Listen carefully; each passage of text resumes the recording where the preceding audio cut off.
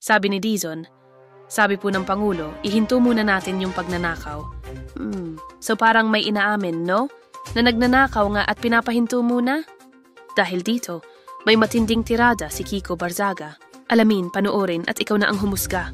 Umani ng matinding reaksyon online ang viral post ni Cavite, 4th District Representative Kiko Barzaga, matapos ang Senate hearing kung saan umamin si DPWH Secretary Vince Dizon na may mga irregularidad umano sa flood control projects ng kanilang departamento.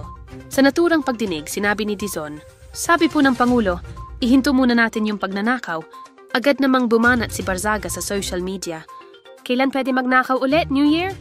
Hayon kay Dizon, siya mismo ang nagrekomenda ng 255 billion budget cut sa 2026 DPWH budget.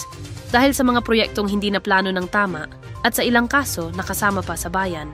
Tanong sa viewers. Ikaw, sa tingin mo ba temporary stop lang ang ihinto muna na yan? O simula na ng tunay na pagbabago sa loob ng DPWH? I-comment ang opinion mo sa baba. Like kung sawa ka na sa mga post muna sa corruption. Share para mas maraming makaalam ng katotohanan. At follow para sa mga balitang hindi natatakot magsabi ng totoo. Labada time? O mas masarap kaya family time? Dito sa Savian Instafresh Laundry Shop, kami na ang gagawa ng dirty work para ikaw focus lang sa bonding with your loved ones. Hindi lang clean and fresh ang damit mo, hassle-free pa ang buhay mo. At guess what? May loyalty card promo pa. On your 5th laundry, may 80 pesos discount ka agad. Sulit, di ba?